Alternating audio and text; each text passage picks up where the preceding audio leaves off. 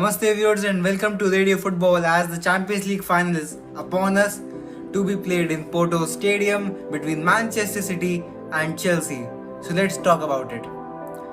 Both of the teams are heading into this quite successful in their objectives. Manchester City winning the Premier League title against Everton, while Chelsea, although they lost against Aston Villa, still qualified for the Champions League, which was their ultimate objective. And Leicester bottled it, of course. And now if we talk about the managers, Guardiola and Tuchel. Tuchel last year reached the Champions League final with Paris Saint-Germain. Now he wins it. Now he is in the final again. He aspires to win it, and he has done a really good job from taking Chelsea to where they were in the ninth, and now they have qualified fourth. Really good job in the final of the FA Cup as well. Although they lost, but took them to the final of the FA Cup. And now if he can win the Champions League, it will be a great achievement, one of the biggest turnarounds for Chelsea ever. While on the other hand, if we look at Pep Guardiola, he has not won the Champions League in the last 10 years. He must be, very frustrated with people calling him that he can only win it with Messi or Xavi or maybe Iniesta. He wants to prove to his haters that he can win the Champions League with any team. That anything being Manchester City, because his ultimate objective when he joined Manchester City was to win in the Champions League. Although they have won 3 Premier League titles in 5 years, their ultimate objective is to win the Champions League, which they have never won it in the past. Now if we talk about lineups and tactics, in lineup Manchester City will we know what 11 they will play.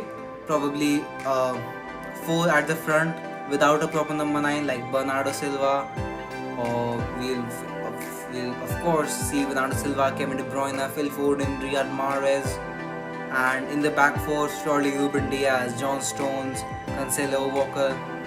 And midfield there's quite a decision to make for Guardiola. Does he go for Fernandinho or does he go for Rodri? Rodri has been very key for them this season in passing as well as defensively, but Fernandinho has the leadership and as well as the experience that you want in the Champions League final. So you should look out for that change. Who starts the 11? Comment down below who do you think should start that match. Also, if you look at Chelsea, Tuchel has a conundrum on his mind. Surely in the front three we have seen him chopping and changing. Havertz, Werner, Ziyech, Pulisic, they have all been in and out of the front three. Mount's place is set. He is definite to start without doubt. But who are the 2 other than Mount who will start in that front three? I think Werner should start, although he is not scoring so many goals at the moment. But I think if we remember the semi-final of the FA Cup a few weeks ago, Werner assisted Ziyech and they won 1-0. In that match, Werner was very troubling for Manchester's defense because he was making the in-behind runs, having that pace. He can set up people as well, play on the left side as well for some time, and he can press well as well. So I think at least 2 of the people should be Mount and Werner. How about the third one? Will it be Havertz, Ziyech or Pulisic? Havertz has just come off a muscle injury. He did come on against Aston Villa in the 60th minute or something like that to just bolster their attacking, and he does seem fit. And if we look at Ziyech or Pulisic can provide the pace with him, and as well as he's a brilliant dribbler of the ball, while if Ziyech more creativity or maybe more passing, we can see that is a real, again I say, conundrum for Tuchel.